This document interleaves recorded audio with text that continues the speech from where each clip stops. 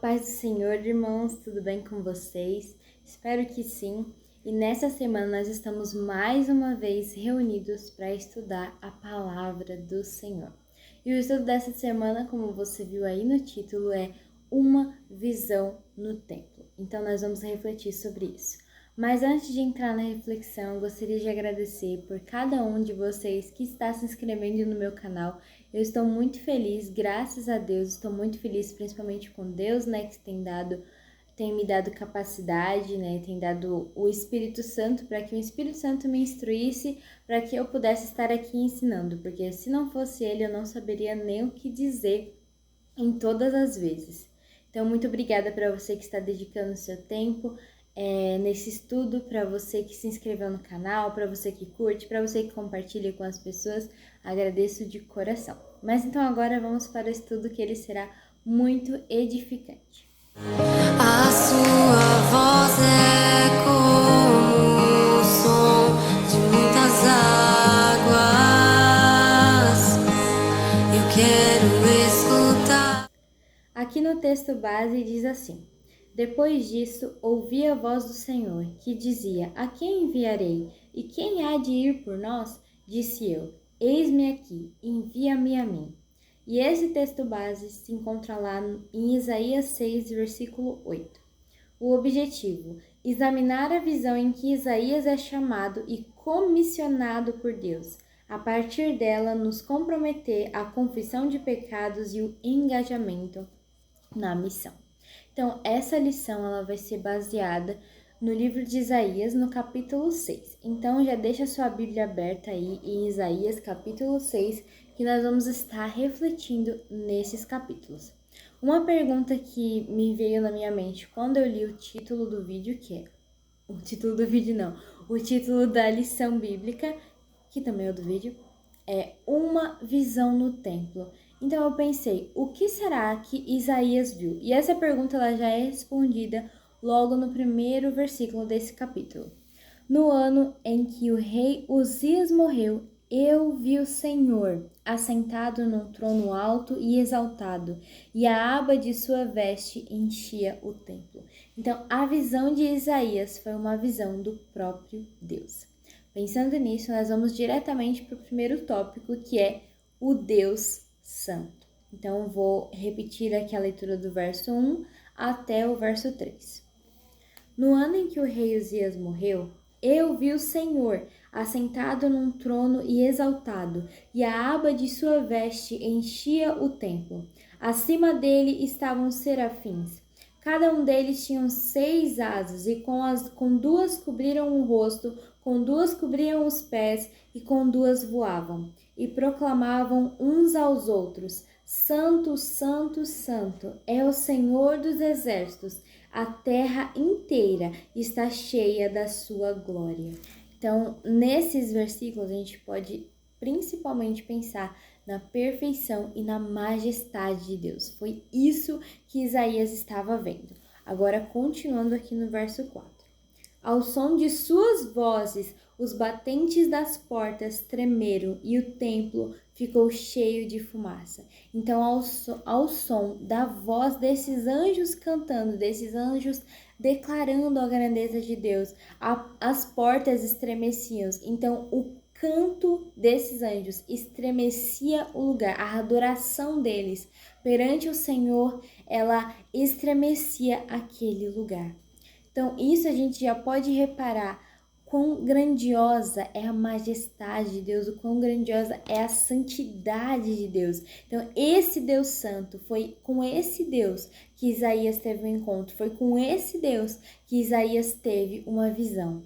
Agora vamos para o segundo tópico, que é o profeta purificado. E para trabalhar nesse tópico, nós vamos ler o versículo 5.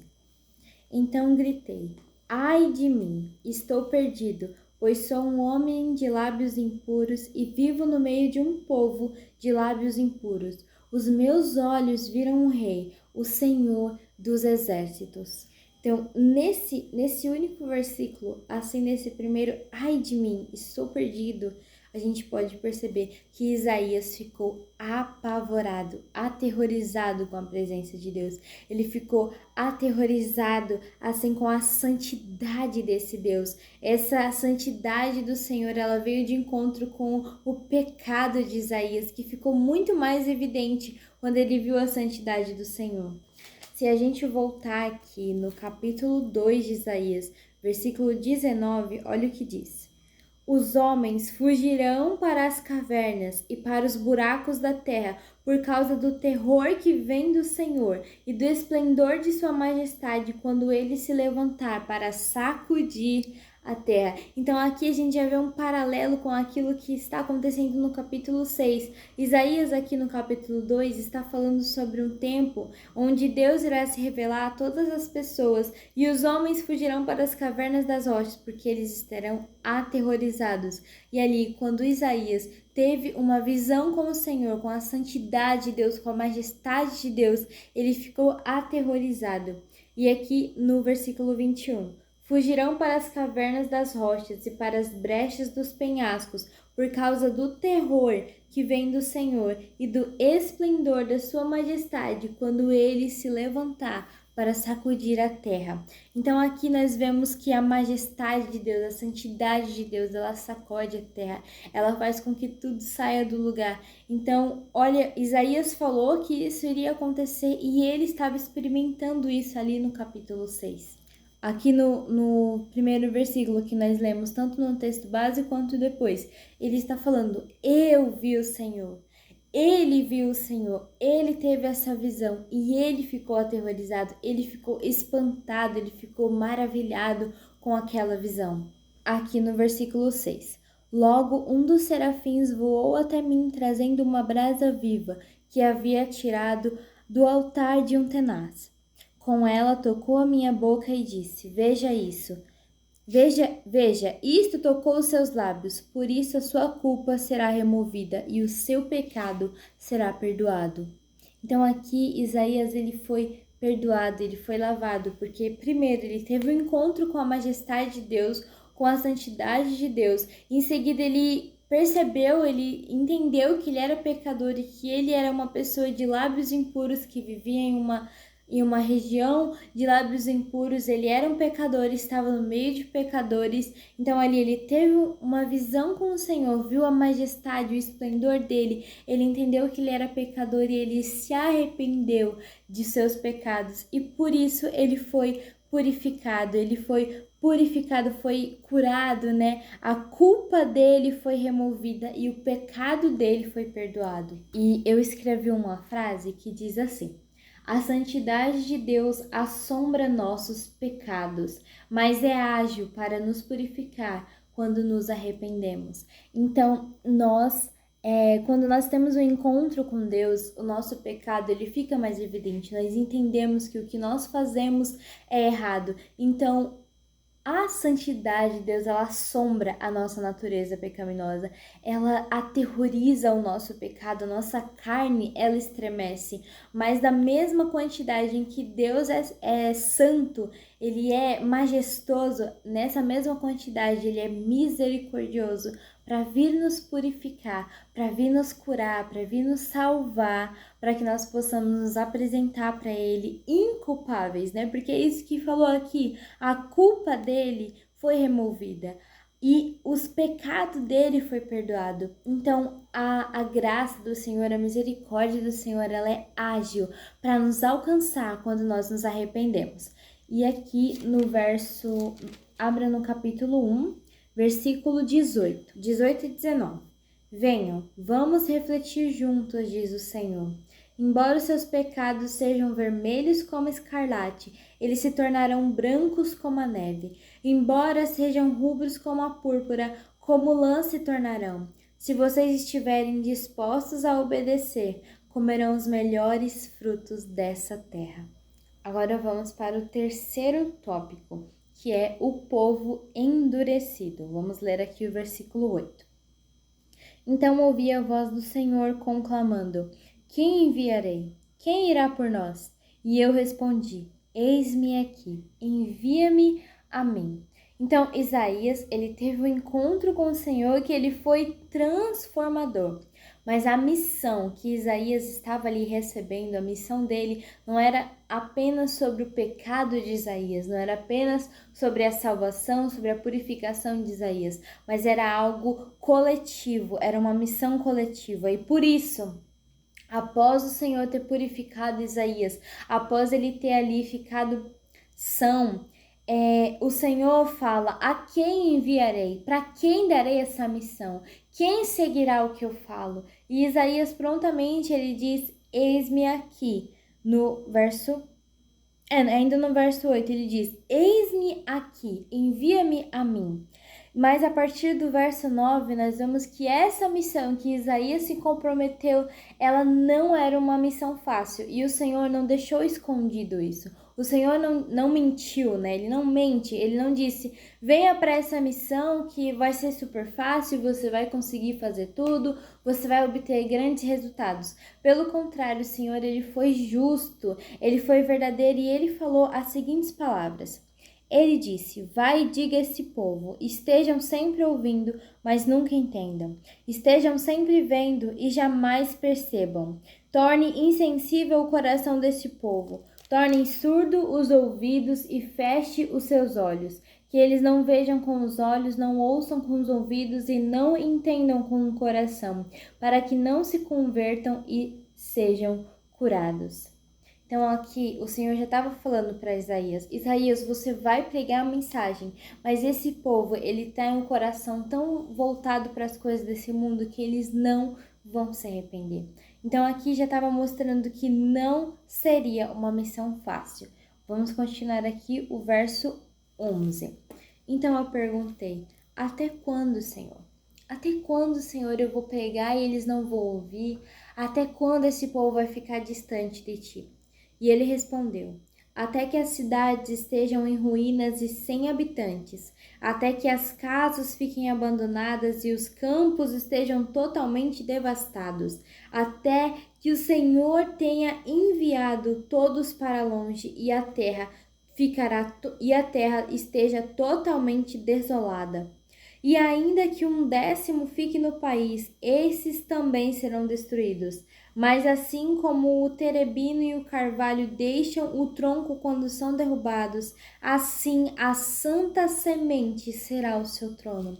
Então aqui o Senhor estava respondendo a pergunta de Isaías, até quando, Senhor? Até quando esse povo vai estar longe? Até quando eu vou pregar e esse povo não vai ouvir? Até quando esse povo vai ter olhos, mas não vai enxergar, vai ter ouvidos, mas não vai ouvir, né? E é claro que isso é no sentido espiritual e não no sentido físico que aqui está dizendo. Nós olhamos as coisas, mas nós não entendemos elas, né? É a mesma coisa quando nós pensamos lá nas parábolas de Jesus. Quantas vezes ele estava ali falando por parábolas, mas muitos não entendiam, né? Os fariseus que eram estudiosos, eles não entendiam, porque eles tinham olhos, mas eles não enxergavam com os olhos da fé. Eles tinham ouvidos, mas eles não compreendiam aquilo que o Senhor Jesus estava falando. Então, ele estava falando que não até que o povo esteja em ruínas, até que o povo saia para o exílio e até que a terra esteja totalmente desolada. Mas nesse mesmo cenário que o Senhor está falando, infelizmente esse povo não vai se arrepender. Porque se nós lemos lá os primeiros capítulos de Isaías, o Senhor ele estava esperando sim por um arrependimento do povo. Ele esperava que aquele povo se arrependesse, tanto que um dos versículos que nós acabamos de ler diz, venham, vamos refletir. O Senhor estava chamando esse povo. Vem para perto de mim, vamos entender, vamos compreender. Mas o Senhor, com toda a sua sabedoria, ele já sabia o que iria acontecer no futuro. Ele já sabia o que iria acontecer e que aquele povo não ia voltar o seu coração para ele. Então ele já estava ali avisando Isaías. Mas também, enquanto ele avisava, ele também já preparou um plano perfeito. Um plano de salvação, um plano de restauração, porque aqui ele diz, assim a santa semente será o seu tronco. Então, nesses mesmos versículos que o Senhor ele está condenando, ele está dizendo, não, esse povo não vai se voltar, ele também está dizendo para Isaías que há uma esperança. E havia uma esperança não só para Isaías, mas para todos aqueles que crescem nessa palavra. Nós podemos claramente entender esse ramo, né, como o próprio Messias. Por esses dias eu postei um shorts lendo o capítulo 11, que fala sobre um ramo. Capítulo 11, versículo 1. Um ramo surgirá do tronco de Jessé, e das suas raízes brotará um renovo. O Espírito do Senhor repousará sobre ele, o Espírito que dá sabedoria e entendimento, o Espírito que traz conselho e poder, o Espírito que dá conhecimento e temor do Senhor. Então aqui esse ramo, né, já era se referindo a Jesus Cristo, já era se referindo a essa esperança. E aqui no capítulo 6, verso 13, a última frase também está se referindo ao Senhor Jesus. Este ramo, esta santa semente é a nossa esperança. Glória a Deus, né, por isso, glória ao Senhor por este plano perfeito que Ele fez, e que mesmo que o nosso coração seja um coração endurecido, seja um coração obstinado, um coração orgulhoso, um coração egocêntrico, nós ainda temos uma esperança, que é Jesus Cristo. E agora vamos aqui para a parte da página 25, que diz assim: diante do Deus Santo, confessemos os nossos pecados. Irmãos, nós precisamos confessar os nossos pecados, principalmente para o Senhor Jesus. Nós precisamos nos arrepender, porque sem o arrependimento não haverá santidade. Sem o arrependimento não haverá purificação. Isaías foi purificado após ele reconhecer o seu pecado e se arrepender desse pecado. E então o Senhor o purificou. Então nós precisamos também seguir esse passo, nós precisamos entender, eu sou pecadora, eu sou a pior das pecadoras. E eu preciso reconhecer que eu sou pecadora, e eu preciso pedir perdão para o Senhor, para que Ele possa me ajudar a continuar caminhando, para que Ele possa me ajudar a continuar neste caminho certo. E aqui em 1 João 1,9 diz assim: se confessarmos os nossos pecados, Ele é fiel e justo para perdoar os nossos pecados e nos purificar de toda e qualquer injustiça. Então, esse é o poder sobrenatural de Deus. E aqui a segunda parte diz: diante do Deus Santo, nos oferecemos a missão. Após nós sermos lavados ali, purificados pelo Senhor, Ele nos chama para uma missão. Ele nos chama para cumprir a vontade dEle. Ele nos comissiona isso, a pregar a palavra, pregar a verdade, ainda que o povo tenha olhos e não veja, ainda que o povo tenha ouvidos e não ouça, nós estaremos firmes pregando a palavra do Senhor em tempo e fora de tempo, porque foi para isso que nós somos purificados. E o nosso desafio da semana, eu particularmente achei um desafio incrível e eu acredito que vai ser super fácil para você, né? Nosso desafio semanal é tríplice. Só palavras difíceis que eu não consigo dizer, mas tudo bem. Mas bem simples. Adore, confesse e sirva. Anote aí, irmão. Adore, confesse e sirva. À luz do que estudamos, separe um tempo diário ao longo de sua semana e adore a Deus, reconhecendo sua majestade santa. Confesse a Ele seus pecados e ore pedindo perdão divino em Cristo. Finalmente, ofereça ajuda para servir em algum projeto missional da sua igreja. Que essas práticas se tornem um hábito em sua vida cristã. Amém, né? Que ela possa se tornar um hábito na nossa vida. Então, vamos pensar. Adorar.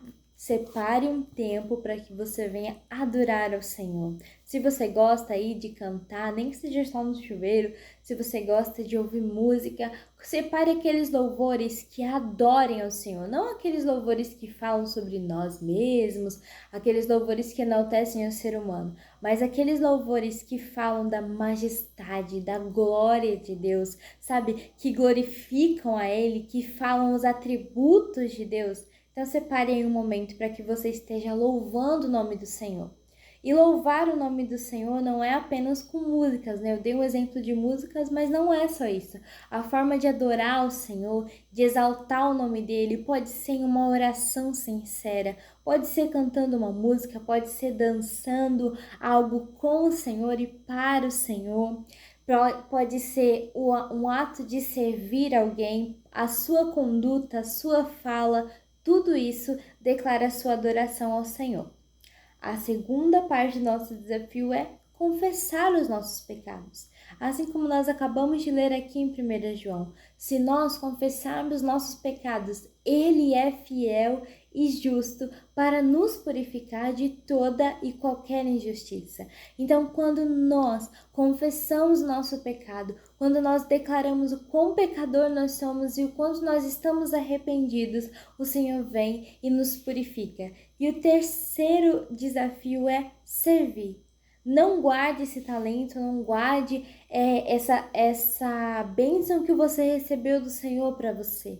Leve para outros, assim como Isaías disse, eis-me aqui, que nós possamos também dizer, eis-me aqui ao Senhor. E agora nós vamos para a nossa oração final. Glorioso Senhor Jesus.